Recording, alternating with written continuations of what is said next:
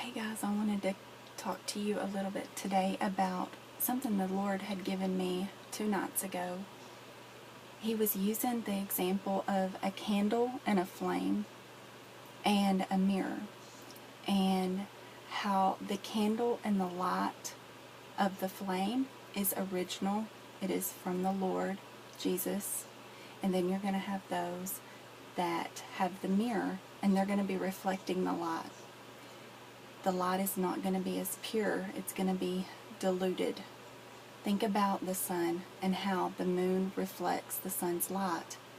It's still bright, even on a full moon, but it's not as bright as the sun. The sun can light up the day. It's a pure light. It is a bright light. It is a showing all imperfections light.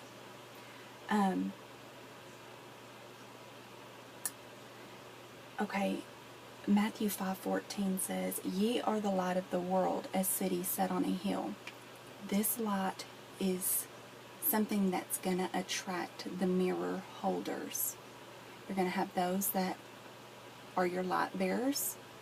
They're the real children of the Lord, the real children of Jesus Christ, Yeshua HaMashiach. Then you're going to have those that behold the mirror.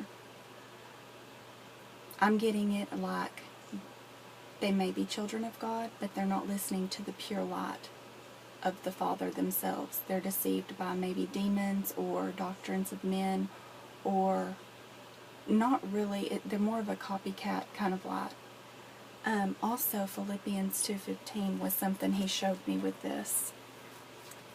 And it says, "That ye may be blameless and harmless, the sons of God, without rebuke, in the midst of a crooked and perverse nation, among whom ye shine as lights in the world." I get that these mirror holders, their mirrors are going to be kind of like those mirrors at a carnival. They're going to be crooked, they're going to be deflected, they're going to have specks in them, they're not going to be wiped down with Windex, per se. I'm using scientifically speaking kind of methods here, guys. Their mirrors aren't going to be a pure mirror. And you have to keep in mind, anytime you behold something in a mirror, it's going to be perceived backwards, back from the reflection. So if you're looking at yourself in a mirror, your right will be left and your left will be right when it's perceived back to you. So they're going to be backwards in the way that they are. And you'll be able to set them apart from the real children of God, because they're going to be on the opposite side. The real children of God are going to be on one side, trying to create love and unity amongst the other brothers and sisters in Jesus Christ. But the ones that are holding the mirror, they're going to be the ones that are the wicked. They're going to be causing strife. They're going to be causing problems and divisions between children of the Lord. Because if they can cause darkness, the darker it is, the brighter they see the candle, the light of the candles, the brighter their reflection will be towards other people. So I hope that's making sense to you guys, but it's going to be almost like they're wanting to create this darkness.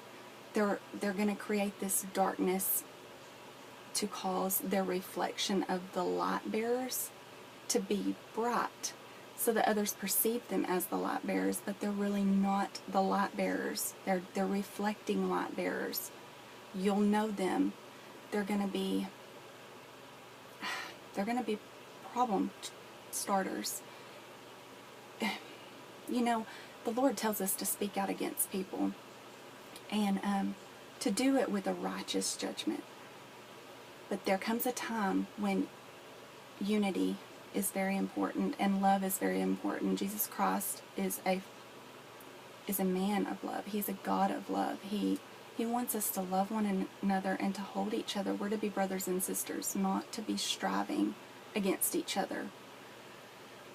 Another thing is he was telling me that the wicked, the mirror holders, are going to be this moral decay. they're going to get so close to the original flame that they might even burn their skin, if that makes sense. It's going to be like a moral decayed wickedness. It's a to the point that a child of God will go, that's enough. We need to move past this. And just think about when they're blowing out these candles, this smoke comes up, and they're going to be looming. They're collecting this smoke. It's going to be a thick, heavy smoke. There won't be any oxygen, so it's going to put out some of these candles, these candle holders, these original children of God. It's going to oppress them. It's going to be a sick, gloomy, to where they might even get discouraged in the Lord and in the Word and in their studies, that they might stray from the path. It's obviously a suffocation kind of feeling on these flames. And you know that a flame goes out if it doesn't have oxygen. It needs oxygen to stay about. I want to give you 2 Corinthians 4:6 also. Get there. First, let me give you James 1, verse 26. It says,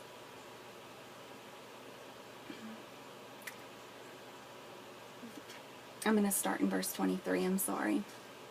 For if any be a hearer of the word and not a doer, he is like unto a man beholding his natural face in a glass. For he beholdeth himself, and goeth his way, and straightway forgetteth what manner of man he was. They get so caught up in this wickedness that it's almost like they run to it in a straight path, in a narrow path, forgetting that they are children of the Lord. They're just not following the right, right one. But whosoever looketh into the perfect law of liberty, and continueth therein, he being not a forgetful hearer, but a doer of the work, this man shall be blessed in his deed. If any man among you seem to be rebellious, and bridleth not his tongue, but deceiveth his own heart, this man's religion is vain.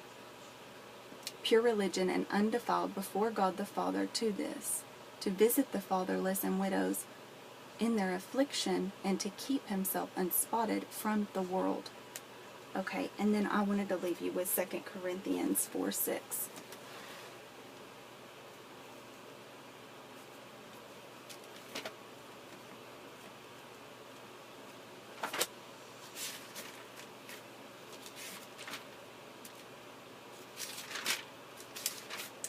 Okay.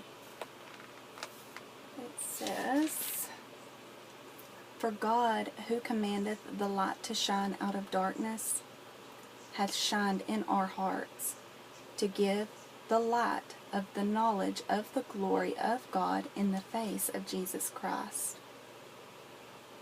And here in verse 7 it says, but we have this treasure in earthen vessels, that the excellency of the power may be of God and not of us. Just remember, guys, this is going to grow to be more and more common. Just keep your candle burning. Listen to the Lord.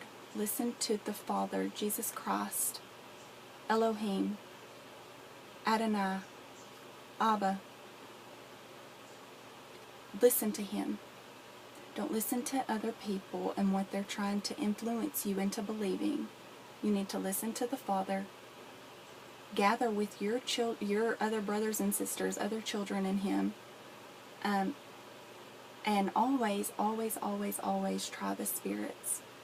Remember, children of God are going to be on one side of the spectrum, and the false deceivers are going to be on another side. You'll always know a child by their fruits. Anyways, thanks for watching. I just had to get this uploaded before I had too much going on that I couldn't think about it. I mean, I'm on to something else right now, but he really wants me to talk about this, so I'm glad to share. Thanks. Bye, guys.